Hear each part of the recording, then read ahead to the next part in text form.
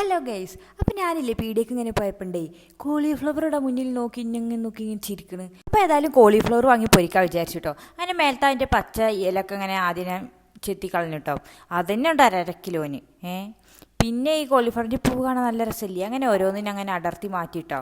പിന്നെ ശ്രദ്ധിക്കേണ്ട കാര്യം എന്താണെന്ന് വെച്ചാൽ ഇതിൽ പുഴുണ്ടോ നോക്കണ്ടോ. അങ്ങനെ ഞാൻ ഉണ്ടാക്കുമ്പോൾ പുഴൊന്നും കണ്ടിട്ടില്ല. ഞാനിത് ഫസ്റ്റ് ടൈം ആയിട്ട് ഉണ്ടാക്കുന്നത്. ഞാനിത് ഉപ്പേരൊക്കെ വെച്ചിരിക്കുന്നു, പക്ഷെ ഞാനിതിങ്ങനെ പൊരിച്ചെടുത്തിട്ടില്ല. അങ്ങനെ യൂട്യൂബൊന്നും നോക്കാതെ തന്നെ നമ്മളൊരു സ്റ്റൈലിൽ ഞാൻ വെറുതെ ഒന്ന് ഉണ്ടാക്കി വെക്കുകയാണ്.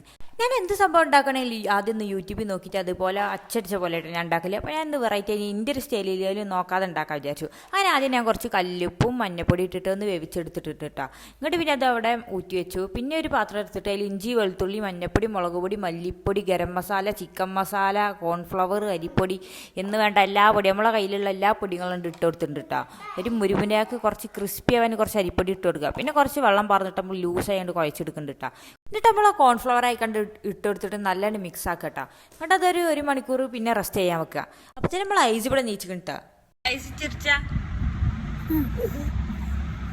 അങ്ങനെ ഐസിനൊക്കെ അവിടെ സോപ്പിട്ട് ഇരുത്തിയിട്ട് ഞാനൊരു ചട്ടി വെച്ചെടുത്ത് കുറച്ച് ഓയിൽ എടുത്തിട്ടോ. അത് ചൂടായി വരുമ്പോൾ നമ്മൾ ഈ കോളിഫ്ലവർ ഇട്ട് കൊടുക്കട്ടോ. പിന്നെ തിരിച്ചും മറിച്ചും തിരിച്ചൊക്കെ പാട് ഇട്ടെടുത്ത് വേവിക്കട്ടോ.